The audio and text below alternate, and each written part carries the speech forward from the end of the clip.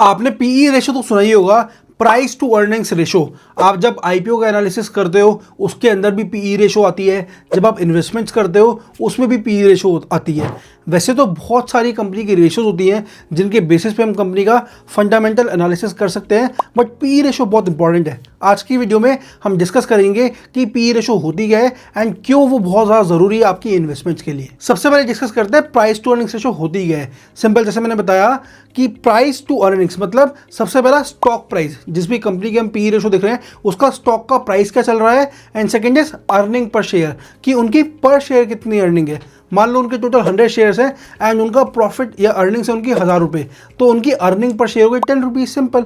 तो हमें जब हम प्राइस ऑफ स्टॉक को अर्निंग्स पर शेयर से डिवाइड कर देते हैं, हमारे पास पीई रेशो आ जाती है। अब पीई रेशो में क्या बताती है कि स्टॉक किस तरीके से वैल्यूड है, मतलब कि एक कंपनी की जो अर्निंग्स है उससे लोग कितने ज़्यादा इसके पैसे देने के लिए रेडी हैं या कितने कम इसके पैसे देने के लिए रेडी हैं। इससे कहीं ना कहीं हमें पता लग जाता है कि स्टॉक ओवर वैल्यूड है या अंडर वैल्यूड है। नाउ ये सिर्फ इकलौती रेशो नहीं होती जिससे हम किसी भी कंपनी को वैल्यू करते हैं, लेकिन ये बहुत मेजर रोल प्ले करती है। अब आप खुद सोचो कि किसी कंपनी की पीई रेशो 10 है, मतलब जितना उसका प्राइस चल रहा है उससे 10 गुना ज़्यादा लोग पैसे देने के लिए तैयार हैं। अब इससे एक पॉजिटिव सेंटीमेंट तो क्रिएट होता ही होता है, लेकिन एक डर भी होता है कि कहीं इसके अंदर स्पेक्यूलेशन तो नहीं हो रही है। तो इस तरीके से मेन पीई रेशो काम करती है। अब डिस्कस करते हैं कि पीई रेशो आपके लिए इंपॉर्टेंट क्यों है। सबसे पहला है वैल्यूएशन असेसमेंट। जैसे मैंने कहा कि पीई रेशो आपको आइडिया दे देती है कि स्टॉक अंडर वैल्यूड है, ओवर वैल्यूड है या फेयरली वैल्यूड है। अब मान लो कि पीई रेशो ज़्यादा है, इसका मतलब क्या है कि इन्वेस्टर्स को काफ़ी एक्सपेक्टेशंस है कि फ्यूचर में जो अर्निंग्स होंगी कंपनी की वो काफ़ी अच्छी होंगी।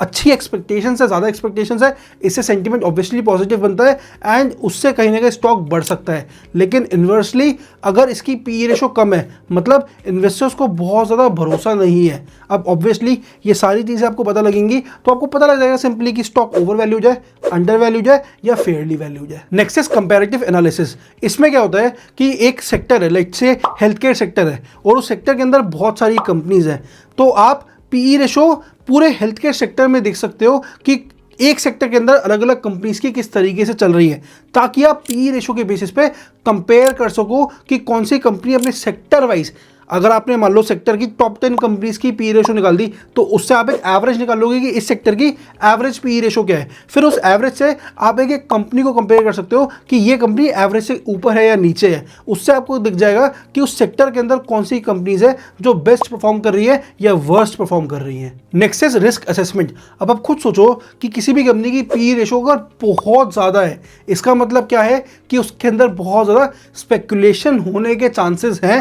एंड अगर फ्यूचर में कुछ भी एक न्यूज़ आती है कि मान लो लोगों को लग रहा है, एक होती है ना विशफुल थिंकिंग, तो लोगों को लग रहा है कि कंपनी का प्रॉफिट 100 गुना बढ़ जाएगा। अब मे बी वो स्पेकुलेशन कराई गई या किसी भी तरीके से हो गई, लेकिन 100 गुना प्रॉफिट बढ़ने के चांसेस बहुत कम होते हैं। एंड जब भी कंपनी की अर्निंग्स रिपोर्ट आती है तो उसके अंदर प्रॉफिट सिर्फ 10 टाइम्स बढ़ता है।